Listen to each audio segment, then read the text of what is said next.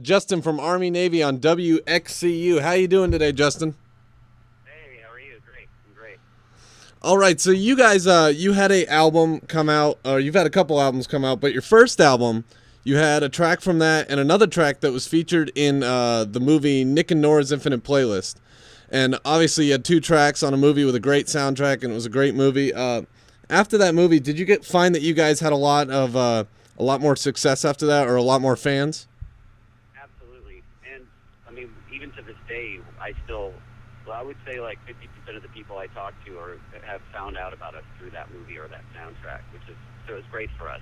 And at that point, when we found out we were going to be on the soundtrack, we hadn't released our first record yet, and we were putting it out on our own label. So we actually sort of aligned the dates with the release of the soundtrack so that we could sort of jump on their PR a little bit, because obviously we didn't have the kind of money that a movie soundtrack PR would have to push it. So yeah, no, it's been awesome for us, especially that age group, the movie that sort of was aimed towards, or kind of at that age where they're they become fans. It's sort of the teens and mid-teens, and it's been really awesome for us. We were really lucky to get on there. Yeah, I was a big fan of the soundtrack. I have it. I bought it like a couple days after the movie came out and just loved it. Awesome. And then I found your other song that wasn't on the soundtrack because you had two in the movie. That's right. So you guys, you just released an EP, the World's End EP, and you had an album a couple years ago, another one last year, and you're working on a new one for 2013. Is that right? Right. Well, the World's End is just a single. It's actually going to be on our next record. We did sort of an early release of it. We recorded half of the record already, and we're touring through the end of the month, and then we go back in early November through the end of the year to finish the record and mix. And yeah, we'll hopefully having the next album out in early March is the plan at the moment. So the tour that you're on right now, this is kind of a pre-album tour then? Yeah, we're still sort of touring off the last record, which came out last summer, and yeah, exactly. We wanted to have something sort of between the last record and sort of the next record coming out. It's been a while. We toured last fall as well, and we had this World End song recorded, and we really liked it. Off your last album, you had a song called your single was "Ode to Janice Melt." That's correct. And I just had a question. The music video is a very interesting music video. It has you guys using your hands to make people and making the band like that. Who came up with the idea for that one? It was the initial idea was actually our director and funny enough, Jason Ritter, who stars in the video. Him and the director Jeremy Connor went to high school together. And when we got around to talking about, Jeremy and I sat down and started talking about ideas for the new video. He was like, well, Jason had this idea back in high school about this. It was basically the singular idea of a guy falling in love with his hand when he's kissing someone goodbye.